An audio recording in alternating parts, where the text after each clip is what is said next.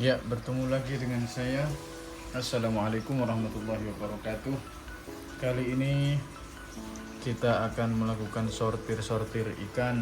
Ini yang kemarin saya bilang padat sekali. Saya harus sortir jantan betina. Kenapa harus disortir, Bang? Biar nggak terlalu padat. Dan ini sudah menunjukkan gejala dia mau mati satu persatu atau mau intinya kurang efektif atau kurang oksigen, mungkin bisa dibilang kurang oksigen. 3 4 loh, ada yang loncat.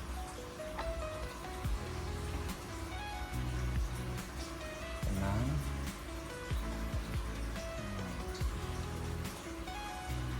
Kenapa nggak dibiarin aja, Bang? Katanya kemarin aman walaupun padat. Ya, saya bilang aman tuh selagi memang kelihatan aman.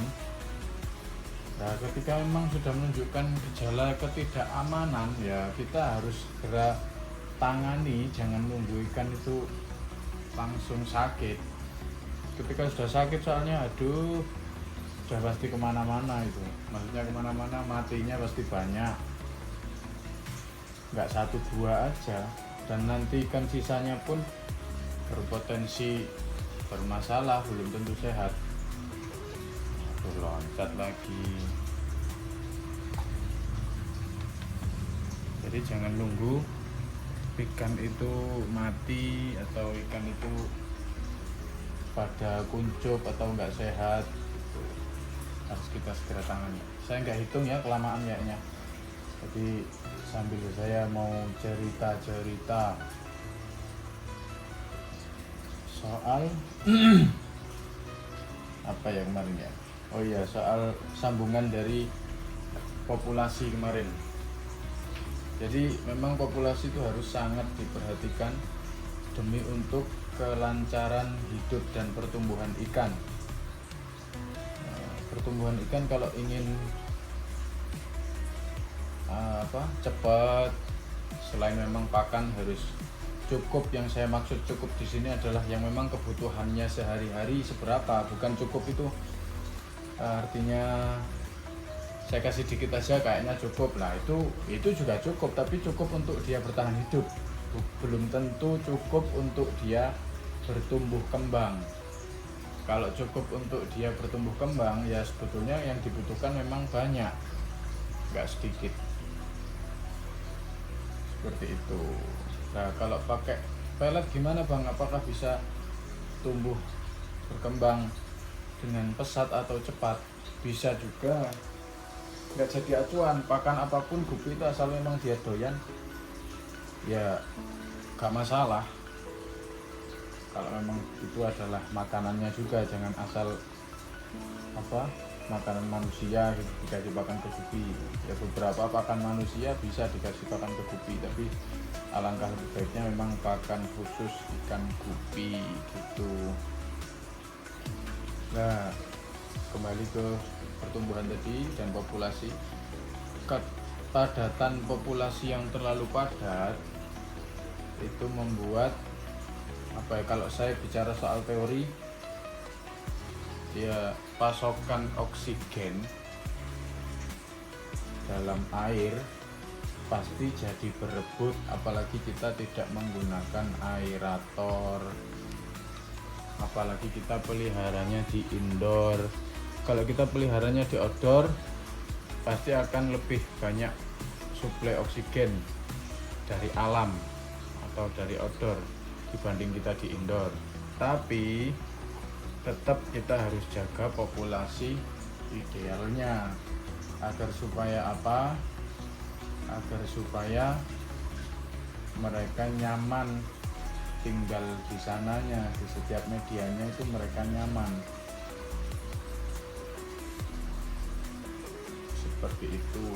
Nah, yang saya bicarakan tadi, oh iya, saya menyambung yang saya bicarakan kemarin ya, yaitu kalau di indoor 2 liter per satu ikan, kalau di outdoor 1 liter atau 1,5 liter per satu ikan. Itu ternyata bisa dibilang saya perlu ada tambahan lagi. yang perlu diperhatikan sebetulnya permukaannya juga. Saya bilang kemarin 1 liter per 1 ikan lah yang diodor, 2,5 liter per 1 ikan lah.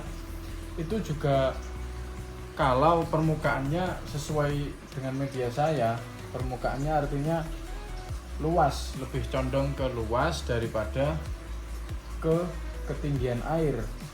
Nah kalau 30 liter tapi medianya permukaannya sempit, otomatis debit airnya yang tinggi kan, berarti maksudnya ya itu nggak ideal juga itu. Walaupun kita kasihnya 5 liter per 1 ikan, kalau medianya sempit ke atas, medianya sempit tapi ke atas itu kan juga akan berisi air yang debit air yang banyak. Nah tapi itu akan nggak ideal.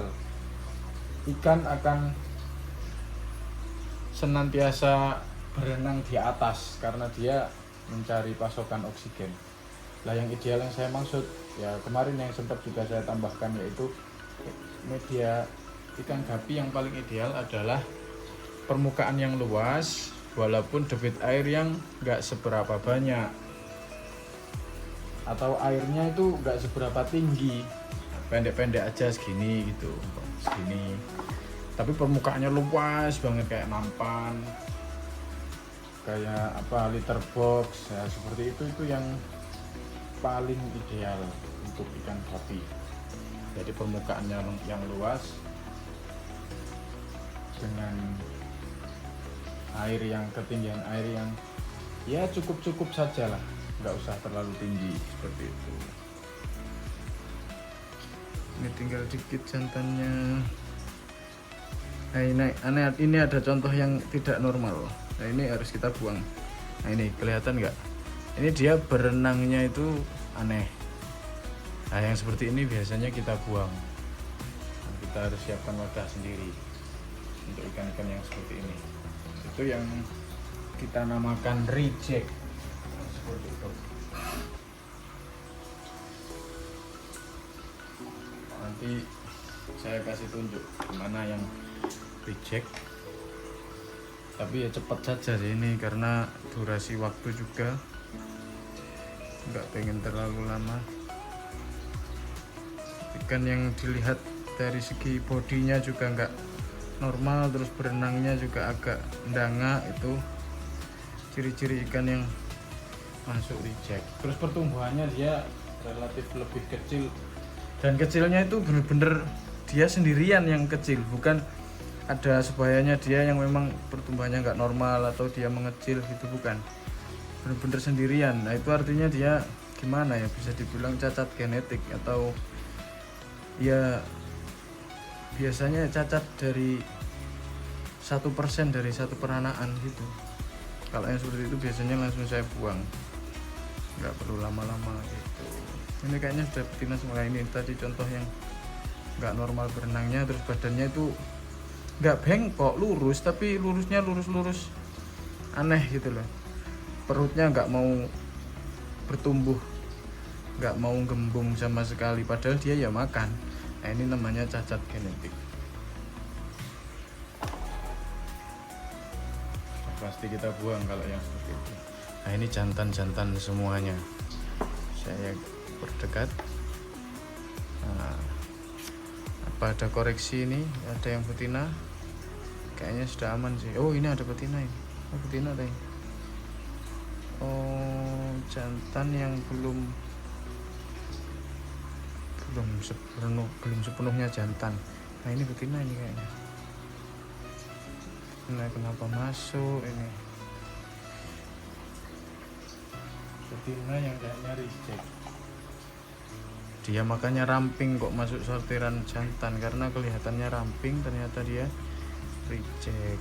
Ini nanti masih ada sortirannya lagi. Ini sebagian ada yang mengungu-ungu dia badannya, nggak sepenuhnya hitam. Nah yang seperti itu nanti ya kita nggak masukkan atau tidak kita labeli sebagai black musco yang seperti itu. Nah ini cukup. Mungkin pertemuan kali ini cukup sampai di sini. Kurang lebihnya saya mohon maaf. Apabila ada kritik dan saran dari teman-teman tulis di kolom komentar. Jangan lupa like, komen, dan subscribe. Terima kasih, ketemu lagi di video-video selanjutnya. Wassalamualaikum warahmatullahi wabarakatuh.